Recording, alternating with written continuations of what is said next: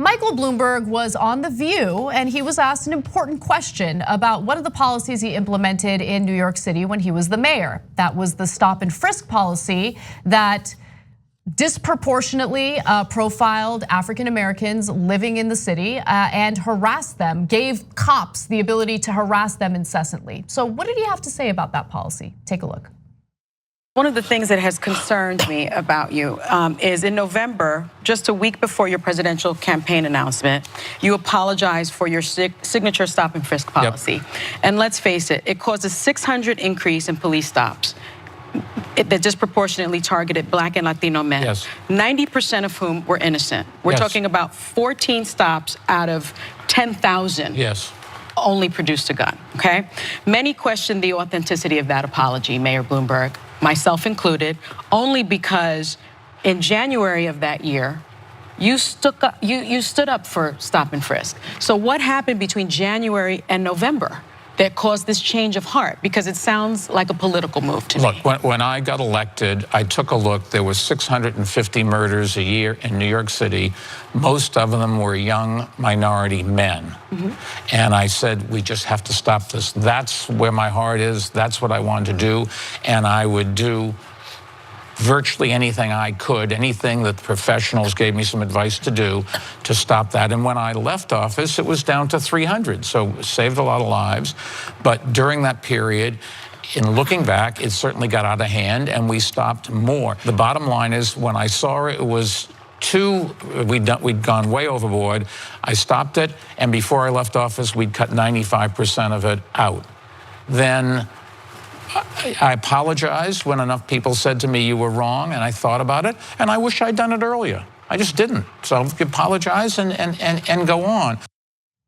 So first off, I just want to do some fact checking before I open this up for discussion. So he was lying when it came to the changes he made in his last year in office. So Bloomberg never cut out 95% of stop and frisks. The New York Police Department stopped more than 500,000 people every year until Bloomberg's last year in office, when the total number of stops dropped dramatically because a federal court made him stop.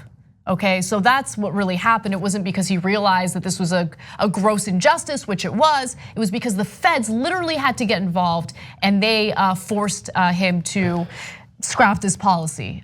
So there's that. That's how you know he's sorry, because a federal court had to stop it. Politicians, that was a good moment, actually. Look, I'm very critical of The View. I know that you are as well, but that was good. They have access to these people. She didn't just like, hey, like, what's your favorite ice cream? Like, that was a good take. I think it laid out the political opportunism of his supposed flip on that issue. My takeaway from that clip is he wasn't really sorry. He's not sorry now. He thought it was a great idea. God only knows if he became president, maybe it expanded across the country. I mean, I guess the courts would stop it since they had to initially. But that's why, look, you're 100% right. The View has good moments. Mm-hmm.